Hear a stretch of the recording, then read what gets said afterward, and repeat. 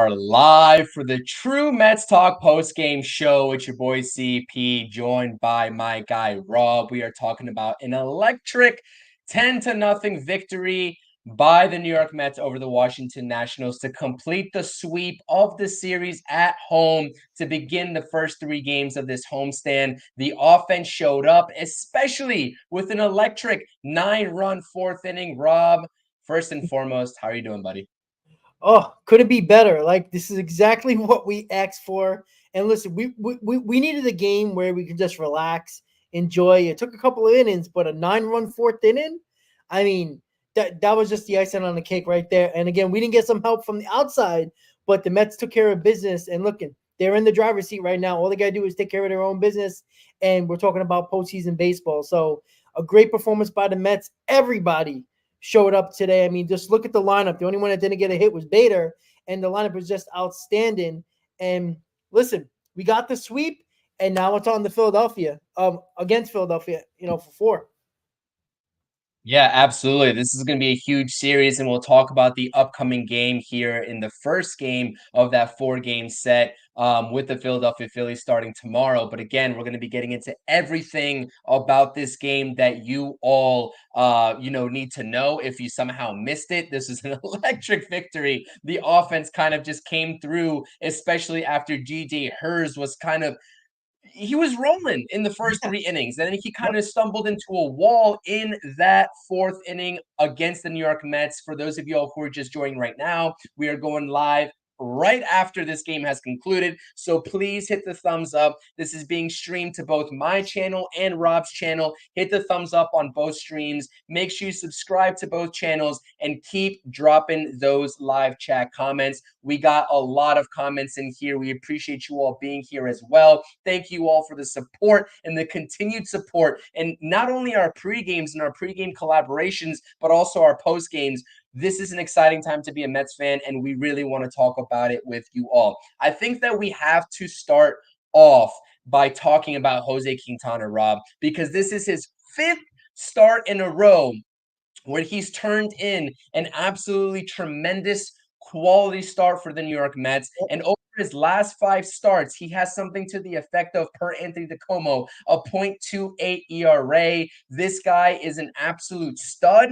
And this is a guy that we have always been curious about in terms of the consistency and what kind of production he's going to bring the New York Mets as a starting pitcher for. Now his ERA lowers. I haven't checked what updated ERA was or is, because coming into today he had a 3.91 ERA, and every single time you have that kind of ERA from your starting pitcher for, it's always a great sign. And really, this starting pitching rotation is carrying this team right now, especially in the month of September. So we have to give props to Jose Quintana. What did you see out of him tonight?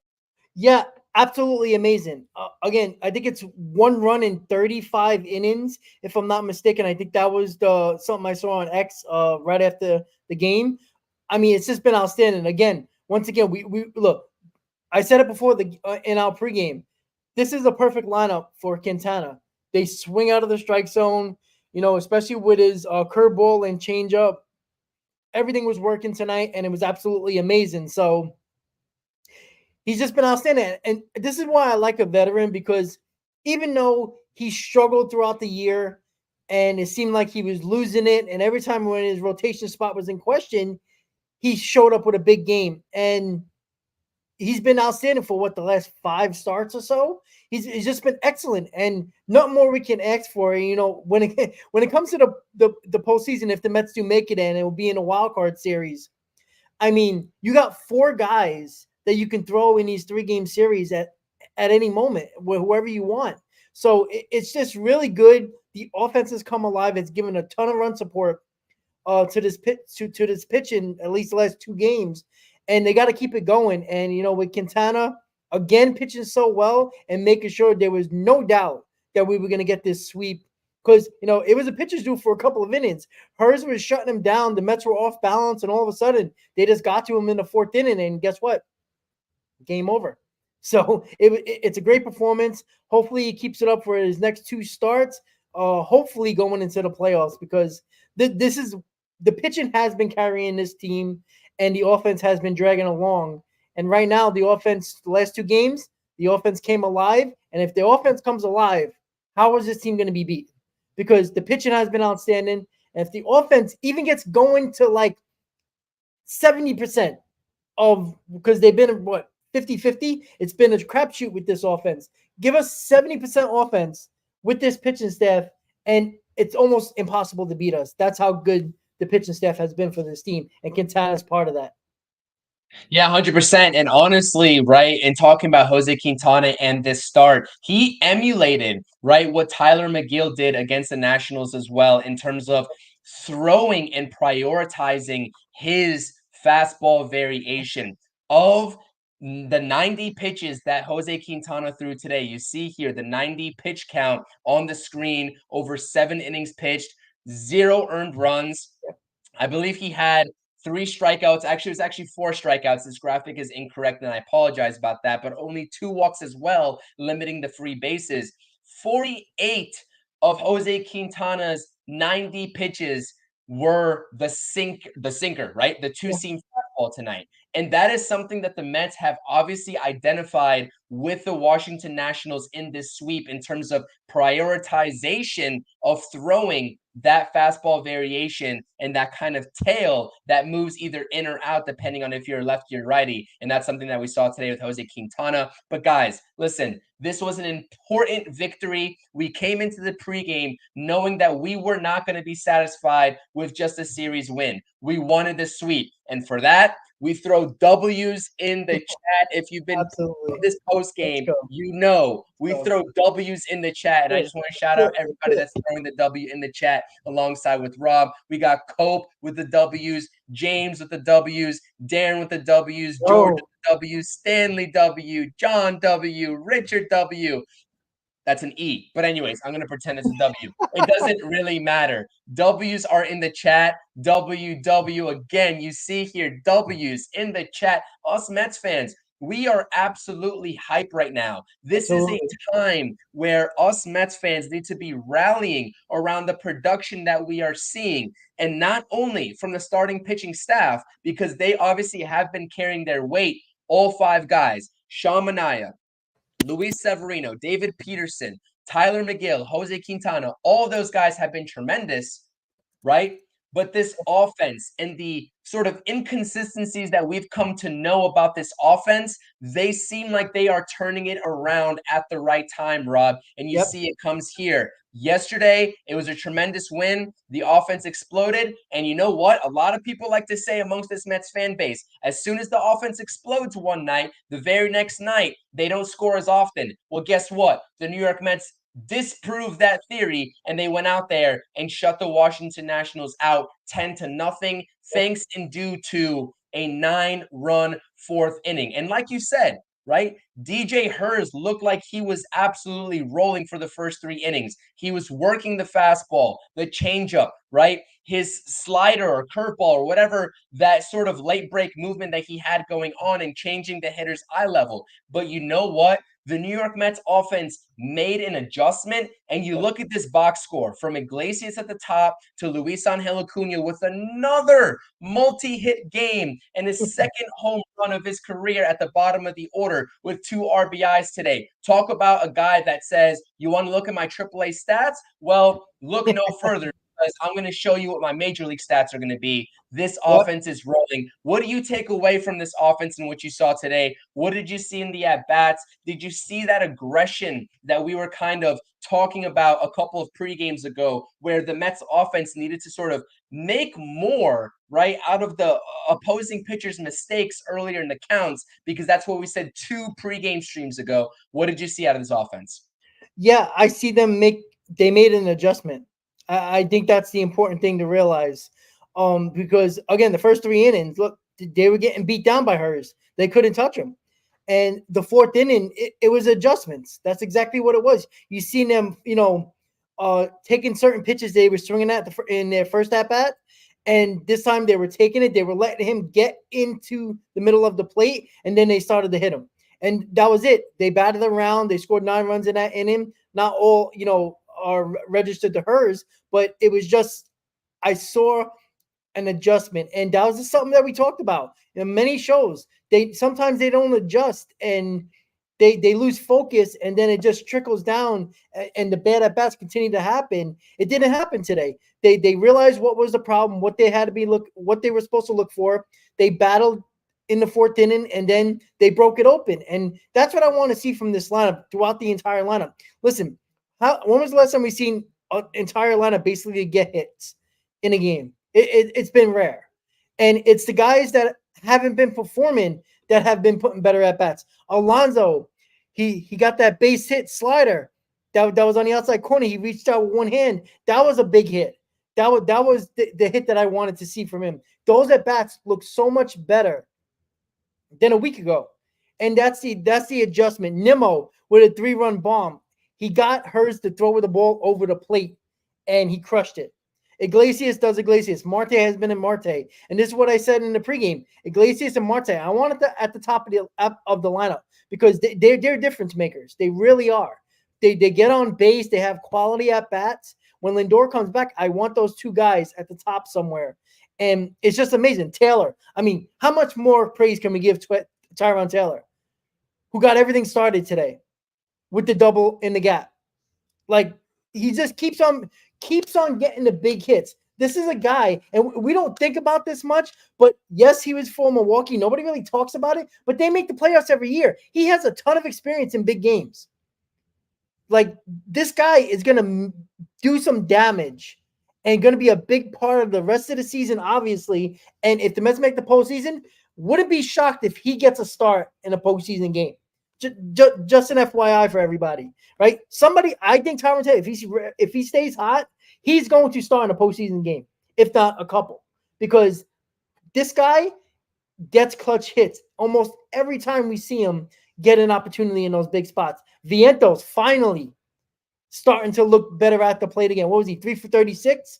And finally got that base hit up the line drive up the middle. Great. Alvarez won for Bader. Okay, whatever. But he got on base. He got a run scored. Everybody today. Everybody that I wanted to see have better at bats did have better at bats. And to go into this Philly series, payback's a bitch. All right. It was only a few days ago where we lost that series when we should have freaking swept them. Right. Payback's a bitch. Right. I'm not predicting anything yet. Right. I know it's Severino tomorrow against Taijuan Walker, who we should destroy. Let's be honest about that. But we'll talk about that in just a second, Rob. Yeah, we'll talk about that in just a second. The lineup is ready to go. 20 runs in 2 games. I think they're ready.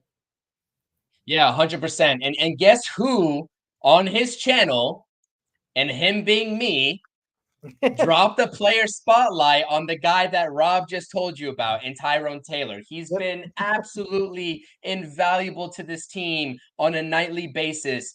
Coming into today, right? They were 40-27. Now they're 41-27. The New York Mets are in Tyrone Taylor starts. He has a 6-game hit streak, and he is 8 of his last 20, which equates to a 400 batting average over his last 20 at-bats. You talk about a guy that's going to show up for you in September, a guy that's always meant to be a 4th outfielder on this team that can play every single outfield position, and you just saw him make a tremendous catch in right field, crashing up against the wall.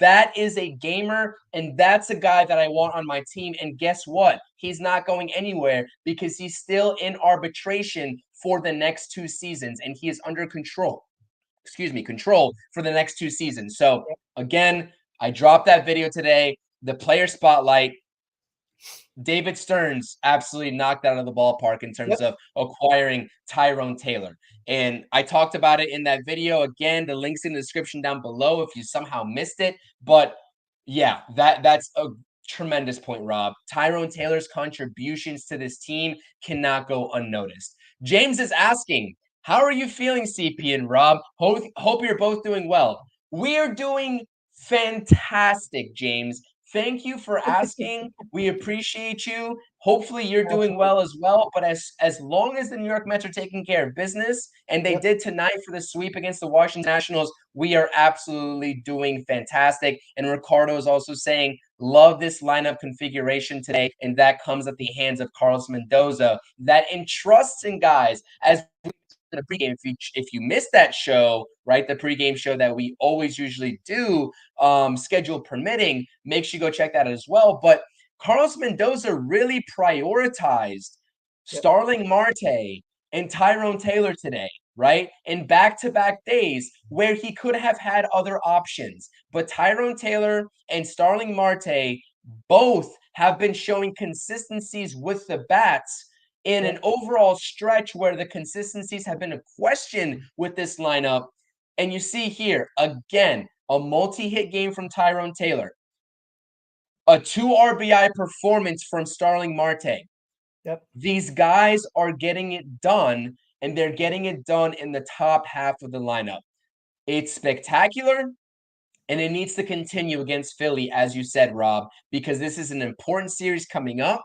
The Mets did their job in terms of sweeping the inferior competition that was the Washington Nationals. We came into this series obviously expecting a series win with how important these games have been for the New York Mets and are for the New York Mets. But again, as you mentioned time and time again, expecting sweeps is a little bit unrealistic. You win game one, you feel good about game two in terms of taking the series. And once you take game two, then you can start talking about a sweep. And that's exactly what we're talking about here tonight against the Washington Nationals in a completion Yep. of the sweep in game 151. Listen, I think these guys are taking inspired at bats. And I'm not going to lie to you, one of those guys is not only Pete Alonso, who obviously went 1 for 4 today. He got a base knock, but also was not really robbed of a second hit, being his first at bat, where he roped it to James Wood, who made like a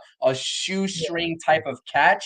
That would have been a 2-out RBI with the runner on third, I believe, in that first inning. But he's been just taking better at bats in general, which is what we've wanted to see out of Pete Alonso. But also Francisco Alvarez, right? He goes 1 for 2 today with a walk. I know he struck out as well, but Francisco Alvarez also seems like he's taking a lot better at bats, more inspired at bats, and that's going to allow the Mets lineup to be extended or more extended than they would if he wasn't producing at the bottom of the lineup, which for a stretch of period of time, right before the last maybe 5 to 6 days or maybe even week, he really hasn't been producing at the bottom of the order. So again, this lineup seems to be taking more competent at bats, better at bats at the right time, and that's what matters the most.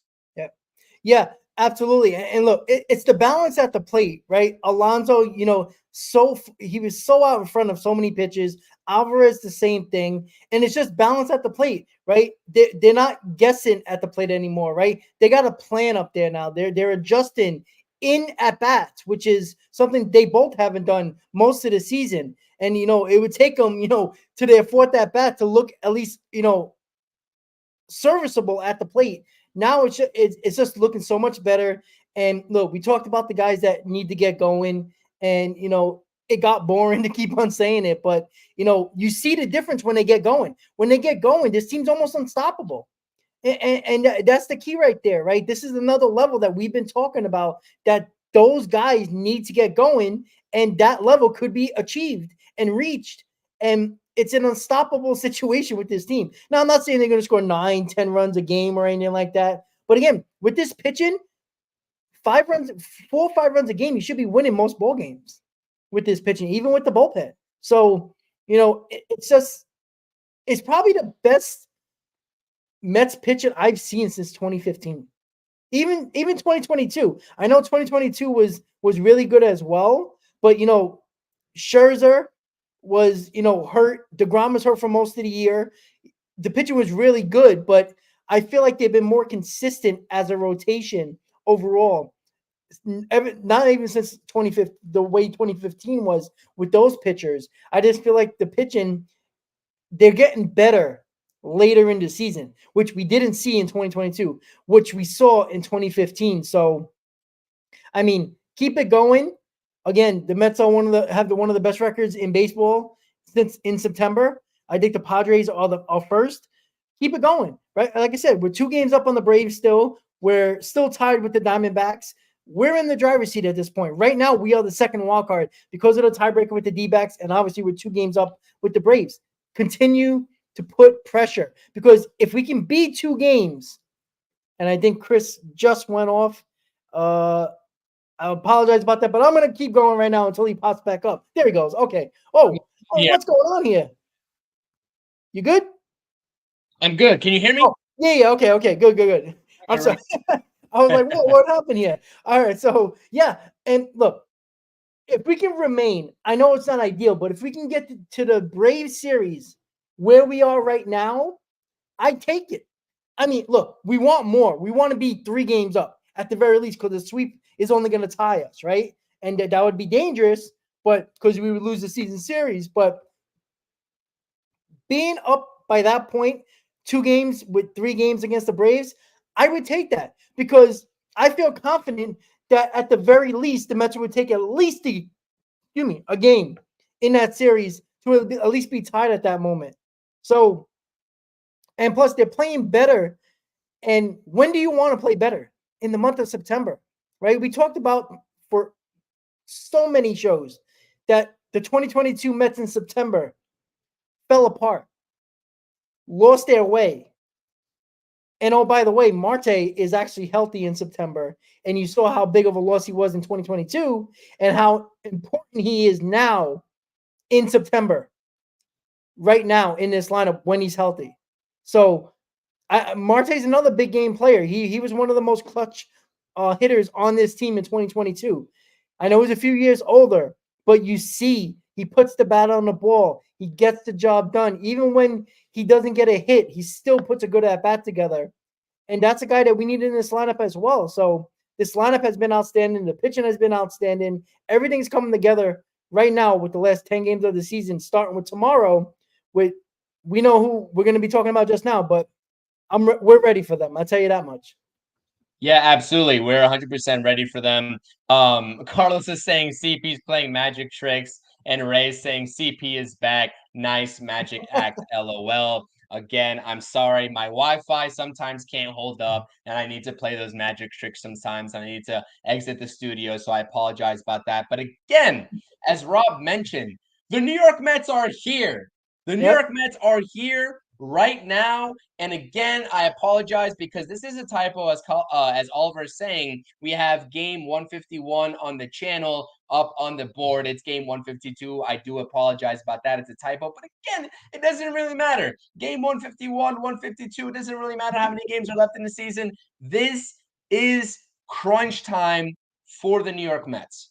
Yep. This is absolutely crunch time, and the offense is responding as, such, right? They are coming up to the task, and they're performing like it is, the last 10 games of the season. And that's all we could have hoped for, especially when they got into that mini rut there for a little bit. But everybody that's in here right now, whether you're on my channel, CPNYSports, or Talking Mets with Rob, please hit that thumbs up button on both of our streams. This post game is being streamed to both of our channels, as are all of our pregame streams that we do and have done for the rest, or for earlier this season. We do these in conjunction with each other. We talk Mets baseball, the Roundtable podcast, all that good stuff. Subscribe to both channels, hit those thumbs up, smash those thumbs up, and spam those W's in everybody's live chat. My live chat, Rob's live chat, and Rob is still trying to get this thing together. He's still trying to get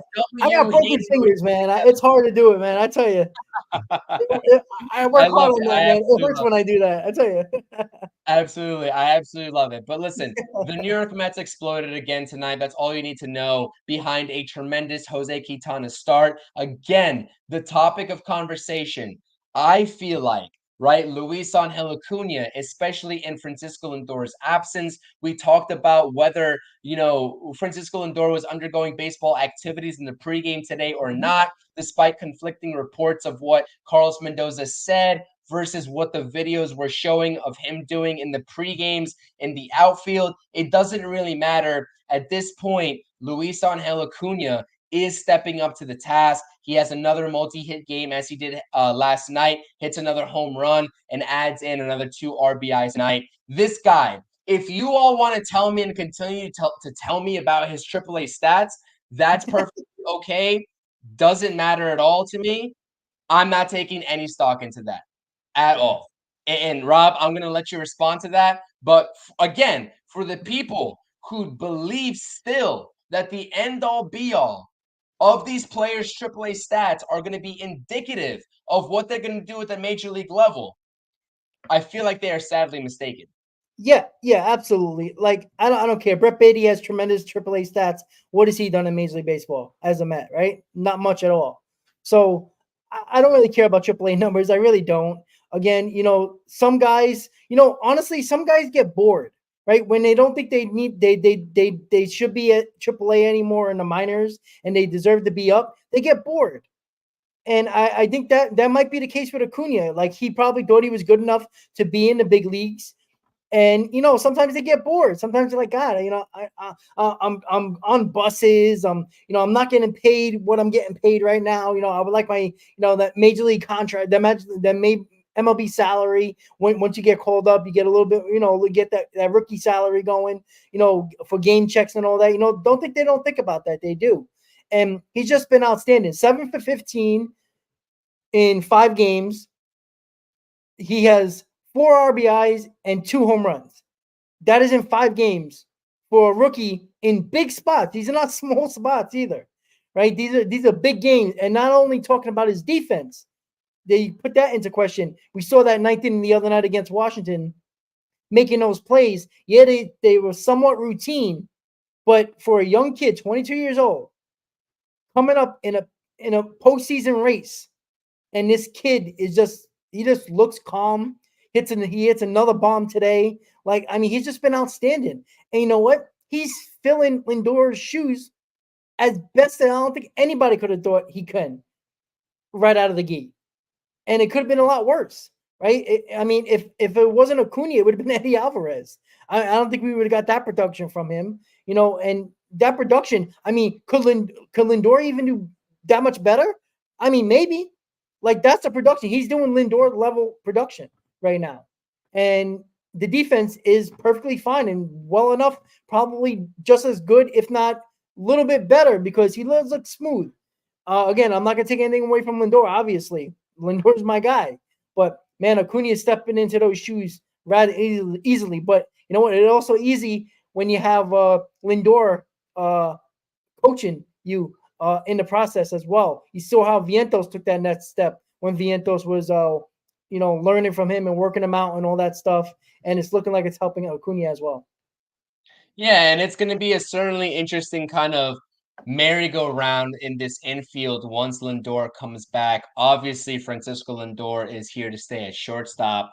Let me just pump the brakes on anybody who thinks Luisangel Acuna is going to be this team's shortstop moving forward.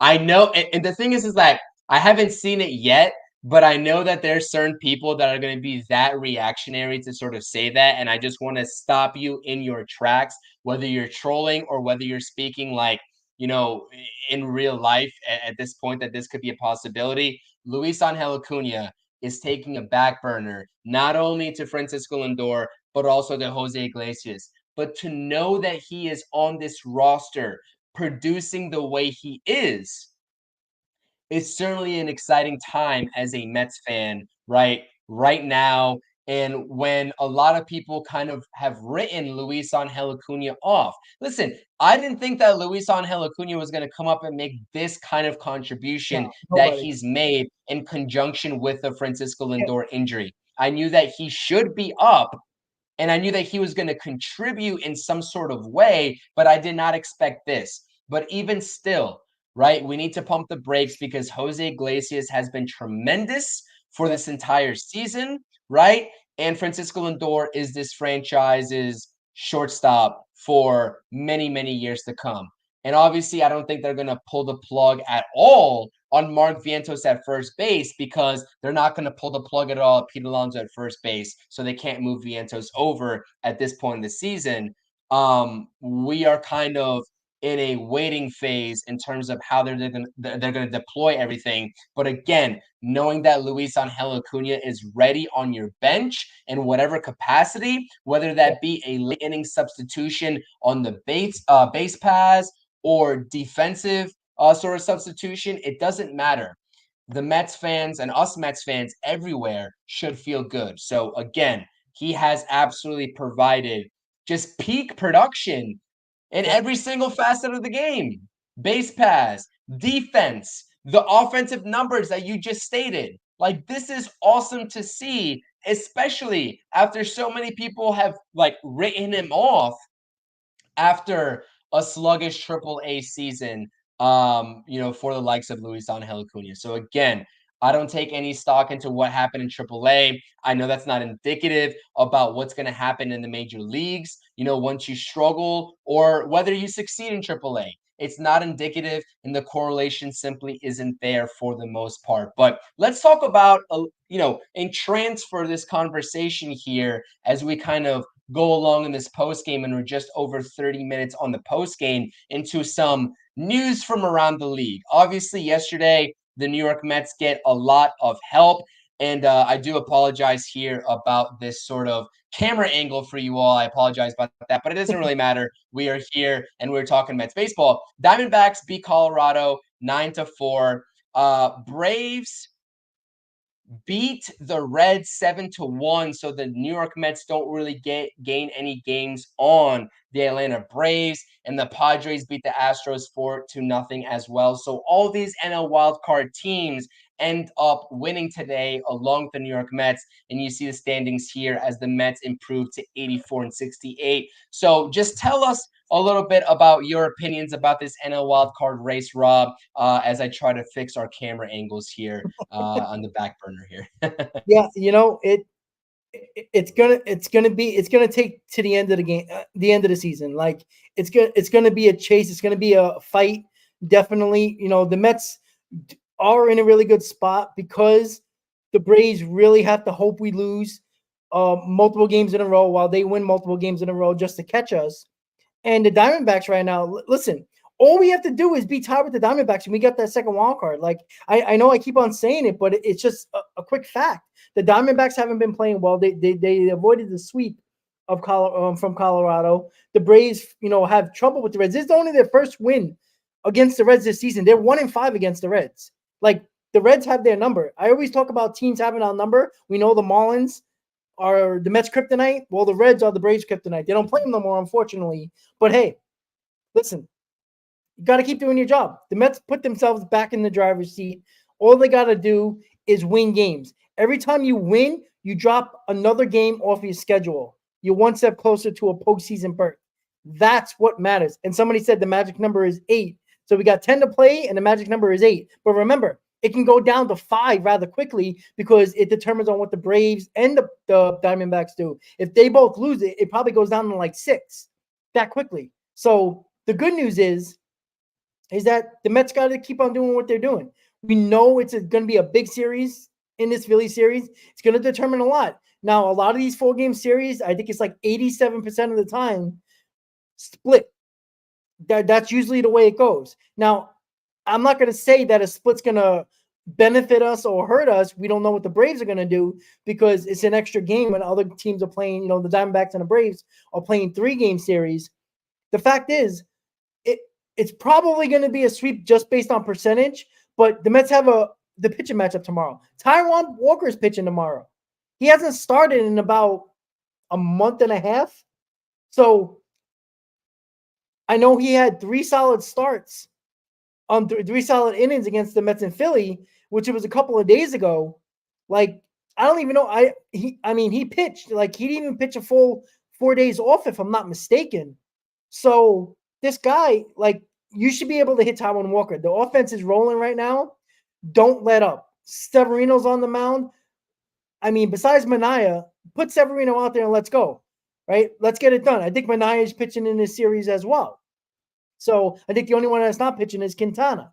So it's probably going to be what is it? Mania, Severino, Mania.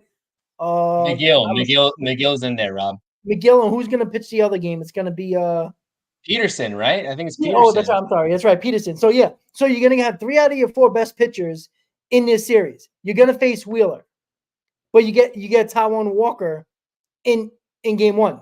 Beat him up. Don't even. This game should be no contest. I'm sorry. Like I'm saying it right now because we should beat up on Taiwan Walker. If we don't, then that's a bad job by the Mets offense. But I'm ready. Look, is it 7 o'clock tomorrow already? Because I'm ready to go. I can't wait for tomorrow to come. I'm ready to go to work because I know the day's gonna go fast. Let's get it done. Let's get it done. I'm pumped. Yeah. 2 games up still. Love it. Yeah, absolutely. 100%. You're right. And you see here, obviously, all the other NL wildcard teams perform. Apologies. I was kind of getting our camera angle slots in order while Rob was talking, so I appreciate that. But the Mets do improve after tonight's win to 84-68. The Padres, with their win, are still 2.5 up. The Mets still hold the tiebreaker in the second wildcard seed over the Arizona Diamondbacks as they beat the Colorado Rockies 9-4, and the Braves obviously beat the Cincinnati Reds by a score of 7-1 after dropping a tough 6-5 loss to them last night. They're still 2 games back of the New York Mets and Diamondbacks, but I definitely agree with you 100%. You know, Taiwan Walker, we've seen Taiwan Walker against the New York Mets in this past series with 3 scoreless innings for the Philadelphia series, Phillies in this series in game 2 against the New York Mets after the Mets jumped on that, I believe it was 4-0 lead in that third inning. And it kind of left a sour taste in my mouth. Like I mentioned the day after, right? How Taiwan Walker was able to go out there in a struggling season and shut the Mets out to set up the Phillies bullpen for success in terms of coming from behind and winning that game. That should have been a Mets win, as should have game 3 should have been, right? And you're right. It should have been a sweep when you really think about it. It should have been a sweep for the New York Mets in Philadelphia, and they let those last 2 games go after a dominating 11-3 performance in game 1. But this is your tale of the tape tomorrow. It is Taiwan Walker versus Luis Severino. Do you guys hear me a little bit? Are you hearing You're me good fully? now. You're good now. I cut off earlier, but you're I'm good. all good? Okay, just Yeah. wondering. If you guys don't hear me, please let me know. But it's Taiwan Walker versus Luis Severino. 3-6 in the win-loss column for Taiwan Walker. 6.29 ERA. I don't think he's made a start. His last 3 appearances, like you mentioned, have been out of the bullpen instead of starting. And Luis Severino is coming off of a couple of impressive outings.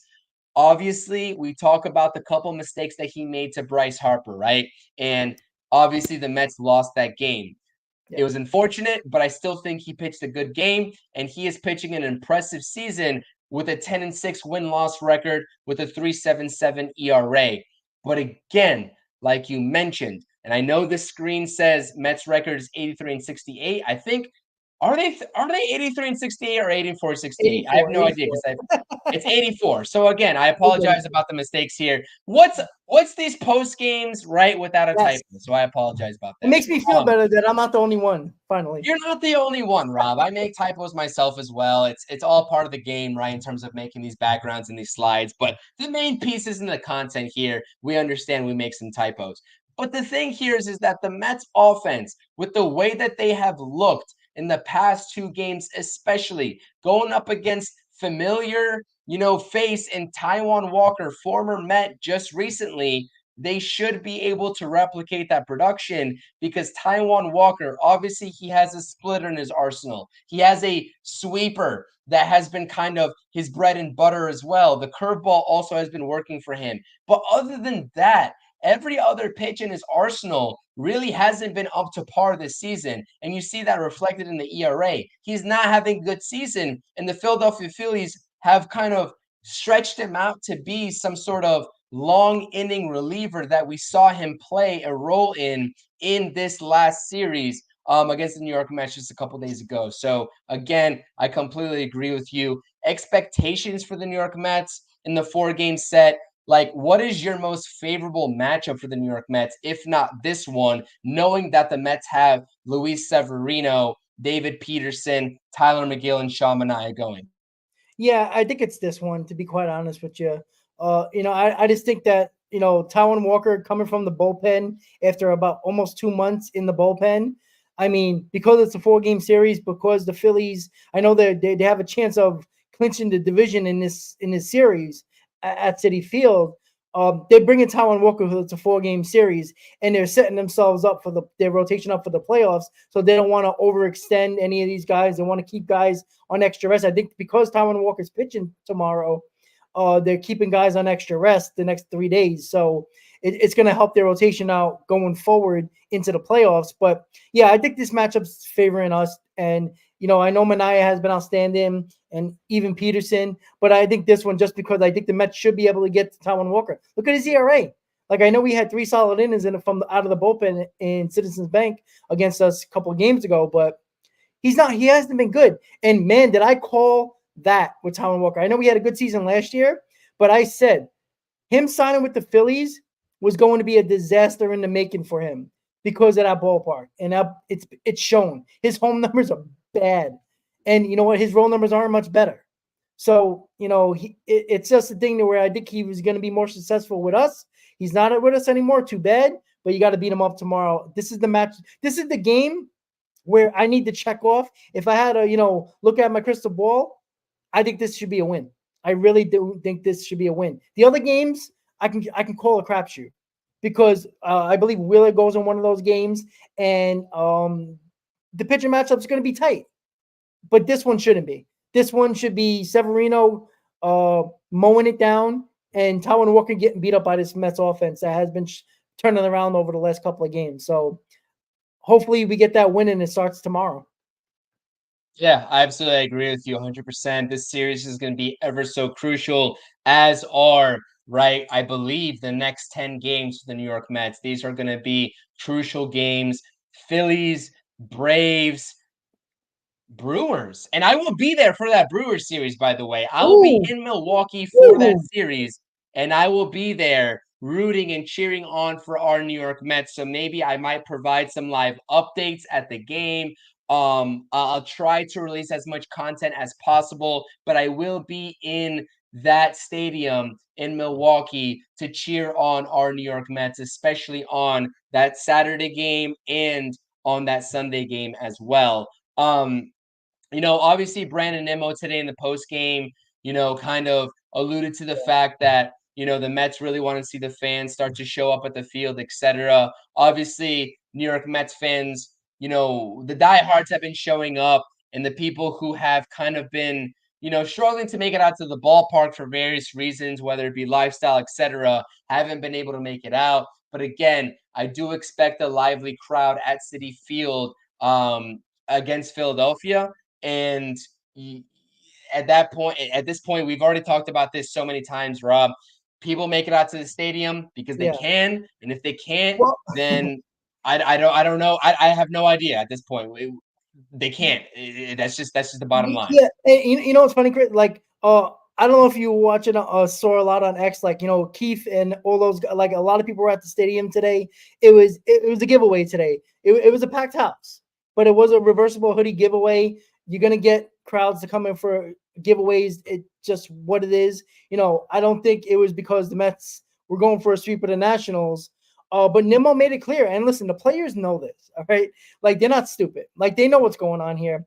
And the big reason why I think Nimmo said that, I don't know if you heard, but Philly fans are racking up tickets for Citi Field for this series because they can clinch the division. So they're racking it up. They're making the prices go up because there's a limited amount of tickets that are still available. So Philly fans are buying a ton of tickets. Like, again, it's down the turnpike. It's not far. They would have been here anyway. But because of the division possibly clinching at Citi Field, they're buying a ton of tickets. And I think they can clinch, if I'm not mistaken, in the third game. If they win 2 out of 3 in the first 3 games, I think they can clinch in that third game. I mean, if they take I believe that's what it is. So that third and fourth game, or at least the third game, the Phillies fans are racking up, and they're not going to probably just come for one game. So they're going to stay in the hotels. There's a Holiday Inn not too far from City, like a 5-minute walk. So yeah, I think Nimmo knows this, and I think it's been talked about in the organization. And Met fans, yeah, I would like for you guys to show up, but it's not my place to tell you that. But it is. Look, it's a basically a weekend series, right? Besides tomorrow, you got Friday, Saturday, Sunday. So I expect the Met fans to show up. It's the last home series of the year. They do Fan Appreciation Day on the Sunday, the last home game of the year at home for the season. So, and it's going to be it's important game. So a combination of that, I think Met fans listen. I think when they see that they're getting beat down, when they see that other fans are going to the ball game for the opposing team, they'll show up. I think they will. And if they don't, well, I mean, what are you going to do? Did the Mets win? Because that's really all I care about at this point. Yeah, you're not wrong at all. And I've seen that kind of reverse in terms of the New York Knicks, right? When the Knicks fans were overtaking Philadelphia in Wells Fargo Center in their matchups against the Philadelphia 76ers. So again, right? They show up or they don't, but I do think they're going to show up because again, outside of tomorrow, this is a weekend series. And Mets the Jets fans play. know, and the Washington Nationals aren't the Philadelphia Phillies. So again, I think the Mets fans are going to show up. They showed up today, and you know what? This is crunch time. You got to take a series against your familiar foes in the Philadelphia Phillies. So again, we'll talk about this series when it happens. We'll be live for the pre-games and the post-games. I know probably I will be out tomorrow for both streams, just letting you all know as a warning. But I'll be right back over on the channel on Friday and the rest of the week to talk Mets baseball with Rob and you all about the Mets games, pre-games, post-games, everything else in between. Again, check out the player spotlight of Tyrone Taylor on the channel. This is an electric win. If you all are here, please hit the thumbs up on this video on Rob's channel and on my channel. Subscribe to both channels. I know I'm personally almost to 1,000 subscribers. I'm inching my way forward over there. It'd mean the world for me to get over there and Oh yeah. finally hit that mark, which I've been trying to achieve for the last year and a half plus. So please, if you can help me out, subscribe to the channel if you're listening into this post game, if you're a Mets fan, or if you're a baseball fan in general, because like I said, obviously we talk Mets primary, but we are still in tune with what's happening around the rest of the league. But again, thank you all so much for joining us on the pregame or the postgame show. Again, it's a postgame, not the pregame. Hit those thumbs up, guys. Hit those thumbs up. It's a series sweep. Let's It's a go. series sweep. Let's go. W's in the chat. W's in the chat. Rob, final thoughts. Final thoughts for the chat here. Listen, it was a sweep, right? We all wanted the sweep. We got the sweep. Good for us. But listen, 10 games to go, 7 against the NL East. Phillies coming up. They want to win the division. We need to stay in a playoff spot. It's going to be a big series for both teams. Stadiums will be packed, and the Jets do play tomorrow at home. So Jets and Mets fans are kind of related. So it's gonna be a very interesting crowd tomorrow. But regardless, we got the pitching matchup tomorrow. The Mets should win the ball game. Enjoy the sweep, but tomorrow's another day. Tomorrow's another game, and big game tomorrow. And Chris said he can't beat it for the pre and post. That means I must do the pre and post. We can't miss any more shows. At least one of us will be there for the rest of the season, if scheduling goes crazy. But I'll be doing a pre and post tomorrow just to keep it going, keep the vibes going as well. So make sure you tune in. I will post the streams tomorrow, probably around 1:00 in the afternoon. So you guys can get ready to go, hit that like button early, and let's go Mets, guys. 10 games to go. 10 games to go. Let's go Mets. Again, I appreciate you all being here. Thank you so much. And I'm not associated with the New York Jets. I am a Giants fan, unfortunately. So I just wanted to correct you there, Rob. But again, we do have Luis Severino on the mound tomorrow versus Taijuan Walker. I appreciate you all being here.